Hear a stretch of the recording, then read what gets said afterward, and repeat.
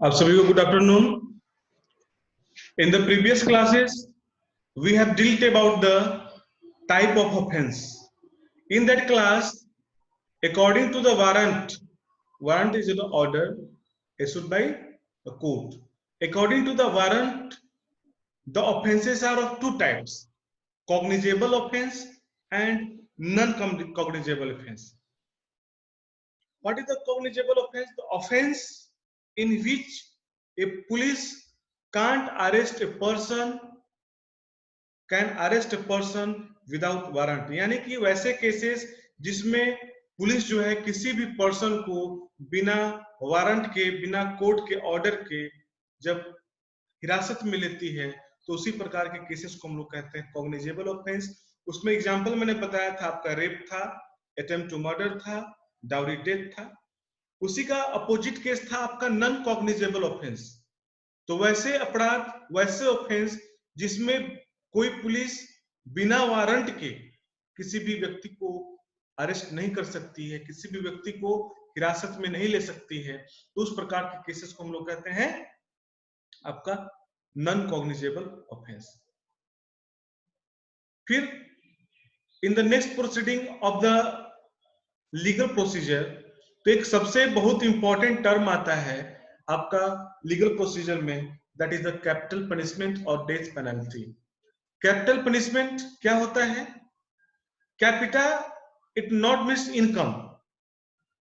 अगर death penalty ना लिखा जाए, सिर्फ कैपिटल पनिशमेंट की बात की जाए, तो मैक्सिमम लोग समझते हैं कि इकोनॉमिकली किसी को पनिश करना, but this capital word comes from the capita, from the anatomy, and this capita means head.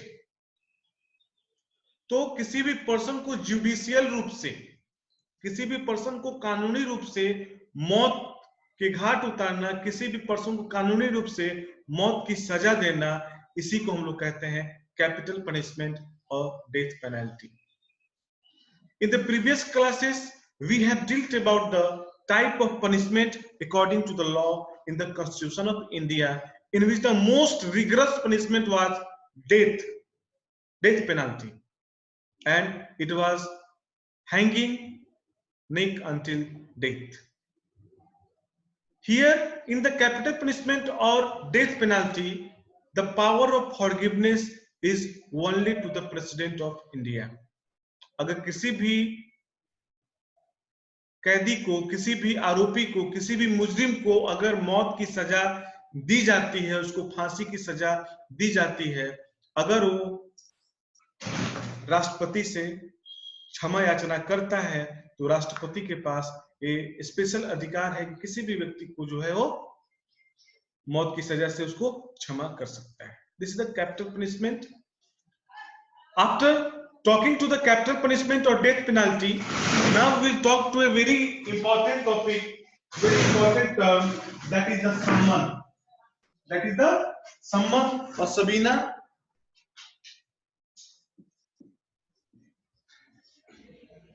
Summon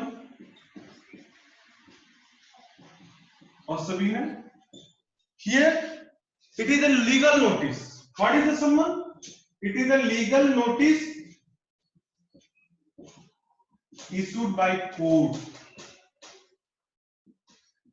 issued by court to the witness, issued by the court. एक कानूनी आपका एक आदेश होता है, एक नोटिस होती है, जानकारी होती है, जो किसके द्वारा इशू की जाती है? कोर्ट के द्वारा की जाती है, अदालत के द्वारा की जाती है। तो सम्मन स्पेशली जो इशू किया जाता है वो विटनेस को किया जाता है, गवाह को किया जाता है, ताकि वो उस केस के बारे में जाके अदालत में प्रॉपर गवाही दे सके, उस केस के बारे में क्या जानता है, what the facts he knows about the cases. Court से इशूड किया गया कोई भी लीगल नोटिस जो होता है वो आपका सम्मन कहलाता है। इसमें आपका रिटन होता है कि at which date, on which time and which place, किस अदालत में, कहां पे और किस वक्त उस व्यक्ति को उपस्थित होना है, ये इस आपका सम्मन में रिटन होता है।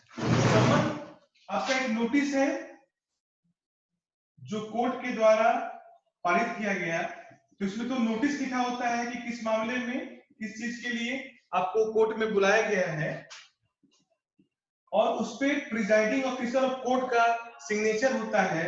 उसके बाद आपका it contains the seal of the court. तो summon is a document compelling the attendance of witness in court of law under the penalty on a particular day, time and place for the purpose of giving evidence। इसमें उन्होंने बात किया था कि section 61 से 69 of CrPC में आपका जो है सम्मन की बात की है। सीआरपीसी क्यों? Because it contains the rules and regulations to find out the criminal activity, it contains the procedures. It is issued by the court in writing. It is signed by the presiding officer of the court and bears the seal of the court. अब बात यह आती है कि जो सम्मन होता है एक कौन इशू कर सकता है, मतलब किसके थ्रू जाता है? तो इशू तो किया जाता है कोर्ट के द्वारा, लेकिन उस कंसर्न पर्सन को, उस कंसर्न व्यक्ति को या तो पुलिस ऑफिसर देगा जाके, या तो कोर्ट का कोई कर्मचारी जाएगा, या तो कोई भी पब्लिक सर्वेंट जाएगा। कौन होता है आपका? पुलिस ऑफिसर जाएगा, या तो कोई भी ऑफिसर ऑफ कोर्ट, कोई भी कोर्ट का कर्मचारी, या कोई भी पब्लिक सर्वेंट, और उसे जाके उससे रिसीविंग लेता है। ठीक है, तो कोर्ट कोई भी अगर नोटिस इशू करता है तो वो रिटन फॉर्म में करता है, ओरली नहीं करता है। ठीक है, तो कभी भी सम्मन की बात अगर आएगी तो उस पे प्रिजाइडिंग ऑफिसर का sign, written notice plus seal of the court it should contain. अगर किसी पर्सन को at that time summon issue होता है, अगर वो कोर्ट में प्रेजेंट होने में, गवाही देने में, या कोर्ट में उपस्थित होने में किसी भी प्रकार की उसको समस्या है, तो जो है एक एप्लीकेशन लिख सकता है जज को, कोर्ट को, जिसमें बहुत ही वैलिड और अर्जेंट रीजन होना चाहिए। The reason should be very valid and urgent, then the judge can accept your application। अब बात ये होती है कि सम्मन का मेडिको लीगल इंपॉर्टेंस क्या है। अगर हम लोग गवर्नमेंट सेक्टर में जॉब करेंगे, if student find job in the government sector, तब गवर्नमेंट सेक्टर में वो जो डॉक्टर होता है उसका बहुत तरीके से काम होता है, तो कोर्ट प्रोसीडिंग्स में भी उसका इन्वॉल्वमेंट होता है। ठीक है, तो आप अगर गवर्नमेंट सेक्टर में हैं, अगर मान लीजिए आपको किसी डिस्ट्रिक्ट हॉस्पिटल में है, तो आपसे केस नहीं है, लेकिन आपने उस पर्सन को इन्वेस्टिगेट किया, उस क्रिमिनल को इन्वेस्टिगेट किया। अगर मान लीजिए आपकी जेल में ड्यूटी लगा दी जाती है, डिस्ट्रिक्ट जेल में ड्यूटी लगा दी गई, आप जाके वहां क्रिमिनल्स को इन्वेस्टिगेट करते हैं, उन क्रिमिनल्स का केस चलता है कोर्ट में, तो वहां पे आपको उसके बारे में बताना पड़ता है कि हाँ सर इसकी हेल्थ ऐसी है, उसकी हेल्थ ऐसी है, तो वहां पे आपको तो कोर्ट में प्रेजेंट होना पड़ेगा। अगर मान लीजिए कि अगर किसी पर्सन को, किसी डॉक्टर को सिविल कोर्ट से और क्रिमिनल कोर्ट से, दोनों कोर्ट से अगर at a time on same date अगर सम्मन का नोटिस इशू होता है, तो उस डॉक्टर का सबसे पहला कर्तव्य है कि वो जो है क्रिमिनल कोर्ट को अटेंड करे, क्रिमिनल केस को अटेंड करेगा, because criminal cases requires urgency, it doesn't require delay. और आपको एट दैट टाइम वहां पे सिविल कोर्ट में एक एप्लीकेशन देना पड़ेगा, जिसमें बताना पड़ेगा कि due to the necessary presence in the criminal court, I will not attend the civil court। then अगर अपर कोर्ट और हायर कोर्ट की बात करें, अगर कोई पर्सन सिविल कोर्ट में, डिस्ट्रिक्ट कोर्ट में और हाई कोर्ट में दोनों तरफ से उसको सम्मान आ जाता है अगर आपका केस का नेचर सेम है, केस का नेचर क्रिमिनल ही है, तो दोनों ही केस में आपको जो अपर कोर्ट होता है उसको अटेंड करना चाहिए, हाई कोर्ट को अटेंड करना चाहिए। तो मान लीजिए कोई डॉक्टर अगर जाता है किसी लीगल नोटिस के थ्रू, सम्मन के थ्रू कहीं कोर्ट में प्रेजेंट होने के लिए, तो उस जो डॉक्टर का जो एक्सपेंडिचर है, डॉक्टर का जो खर्चा पानी है, ट्रैवलिंग अलाउंस, डाइटरी अलाउंस, वो कहां से मिलता है? वो उसको कोर्ट देती है। वो कौन देगा? उसको कोर्ट देगा, but in the civil cases only, but in the civil cases only. और वो जो पैसा होता है, वो जो मनी होता है, उसको हम लोग कहते हैं कंडक्ट मनी। वो जो होता है उसको हम लोग कहते हैं कंडक्ट मनी।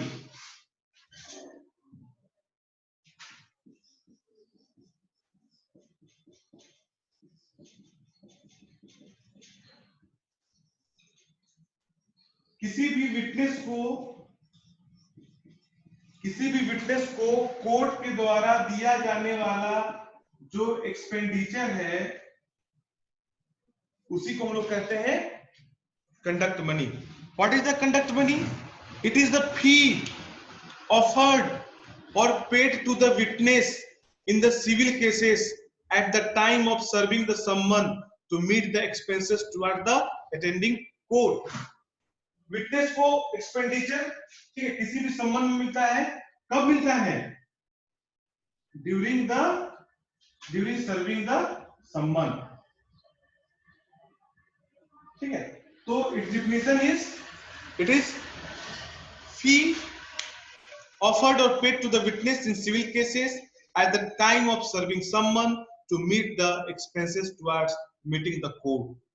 अगर मान लीजिए किसी भी गवाह को, किसी भी डॉक्टर को अगर eight the time of serving the सम्मन देते समय उसको अगर एक कंडक्ट मनी नहीं दिया गया, या उस पर्सन को लगता है कि कंडक्ट मनी बहुत ही कम है, बहुत ही लेस है, तो अपनी गवाही देने से पहले वो जो है जज के सामने इस बात को प्रस्तुत करेगा कि जज साहब, हमको जो कंडक्ट मनी दिया जाता है, हमको जो खर्च के लिए जो पैसा मिला है वो कम है या तुमको नहीं मिला है। इसलिए कहा गया है, if he is not paid और if the witness feels that amount is less, the doctor can या the witness can bring this fact in the notice of जज before giving the evidence in the court. Witness का काम होता है सिर्फ और सिर्फ नोटिस में लाना कि हमको एक कंडक्ट मनी नहीं मिला है, या जो हमको कंडक्ट मनी मिला है वो बहुत ही कम है। इस पे डिसाइड कौन करेगा? जज करेगा। In criminal cases no fee is paid to the witness at the time of serving the summon. ठीक, क्रिमिनल केसेस में विटनेस का ये लीगल उसका कर्तव्य है, लीगल ड्यूटी है कि उस केस में प्रेजेंट होके अपनी गवाही प्रस्तुत करे। But in the criminal cases जो कन्वीनियंस चार्ज होता है और जो डेली अलाउंस होता है, यानी कि टीए ट्रैवलिंग अलाउंस और DA daily allowance are paid according to the government rule. So if the question arises that what is the conduct money and what is the summon, I think you should properly define this. Conduct money is the fee. It is the fees, it is the amount, it is the money which is paid to the witness or the person to which the summon is issued. It contains the expenditure. Okay. तो capital punishment, सम्मन, conduct money तीनों ही बहुत important है। तो इस witness का काम क्या है? ये जो विटनेस है, गवाह है, इस गवाह का काम क्या है? गवाही देना। इसका काम है एविडेंस प्रस्तुत करना, सबूत देना। ठीक है, तो अगर हम लोग बात करेंगे एविडेंस का, जो हम लोग नेक्स्ट क्लास में डिस्कस करेंगे, एविडेंस में हम लोग करेंगे कि कोई भी ट्रूथ या फैक्ट, कोई भी सच्ची चीज है या जो वास्तविकता है, जो कोर्ट के सामने, अदालत के सामने प्रस्तुत की जाती है, ताकि किसी भी एक प्रॉपर केस का, किसी भी मामले का क्लियर कट जो चेहरा है उसका उभर के आता है, और जिसके तहत आपका जो है जस्टिस किया जा सके, उसी को हम लोग कहते हैं एविडेंस। तो हम लोग को जो यहाँ एविडेंस पढ़ना है वो मेडिकल एविडेंस पढ़ना है। एविडेंस सबका बहुत तरीके का हो सकता है, हम लोग जो यहाँ पढ़ेंगे वो मेडिकल एविडेंस पढ़ेंगे। और इस तरीके से आपका जो एविडेंस होगा वो होगा डॉक्यूमेंट्री और ओरल एविडेंस। डॉक्यूमेंट्री और ओरल एविडेंस, जिसमें आपका जो ओरल एविडेंस होगा उसकी मान्यता ज्यादा दी जाती है, क्योंकि in the oral evidence the witness is present in the court of law before the judge. So in the next class we will discuss about the court, we will discuss about the evidence, especially medico legal evidence or medical evidence. Thank you.